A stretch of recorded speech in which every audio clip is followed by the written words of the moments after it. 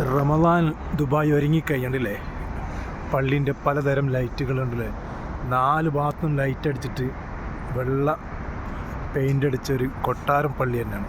ആ പള്ളീൻ്റെ പലതരം ലൈറ്റുകൾ വന്നിട്ട് അതിൻ്റെ ഭംഗി ഇങ്ങനെ കൂട്ടുക. 4 ഭാഗത്തുനിന്ന് ലൈറ്റ് കണ്ടില്ലേ, 4 ഭാഗത്തും ആ ലൈറ്റും കൂടി വന്നിട്ട് പള്ളീനെ കൂടെ മൊഞ്ചും കൂടി കൂട്ടുകയാണ് പലതരത്തിൽ. എന്തെങ്കിലും ഇതൊക്കെ നമ്മളെ ദുബായിൽ നടക്കുന്ന സംഭവങ്ങളുണ്ട്.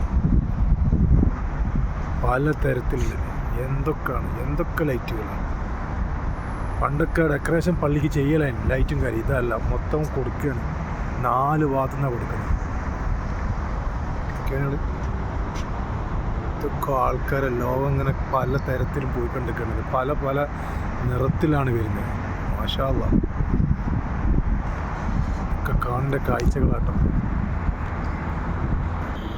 വീണ്ടും കളർ മാറിക്കൊണ്ടിരിക്കുകയാണല്ലോ. ഫസ്റ്റ് തൊട്ട് തുടങ്ങിയ കളറിങ്, ഫസ്റ്റ് തൊട്ട് ആദ്യം വന്ന കളറായത്. അത് 4 ഭാഗത്തുനിന്ന് ലൈറ്റ് കൊടുക്കുന്നത്. അതിൻ്റെ 4 ഭാഗത്തും ലൈറ്റ്. പള്ളിൻ്റെ ഒരു ഭംഗിയാണെങ്കിൽ അതിൻ്റെ ഉള്ളിൽ ചെല്ലണം, നമുക്ക് അത് കാണാം. ഉള്ളിൽ ചെന്ന് കഴിഞ്ഞാൽ അത് ഭയങ്കര ഭംഗിയുള്ളതല്ല. നിറവൊക്കെ കാണാൻ ഭയങ്കര രസമുള്ളതാണ്. അത് വേണം നമുക്ക് ജസ്റ്റ് കാണാം. പള്ളിൻ്റെ ഫസ്റ്റ് കയറുന്ന സ്ഥലം അത്.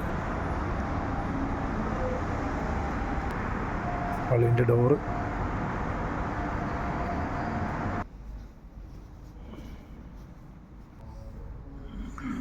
പള്ളിൻ്റെ മെഹറാജ് കാണുന്നുണ്ട്.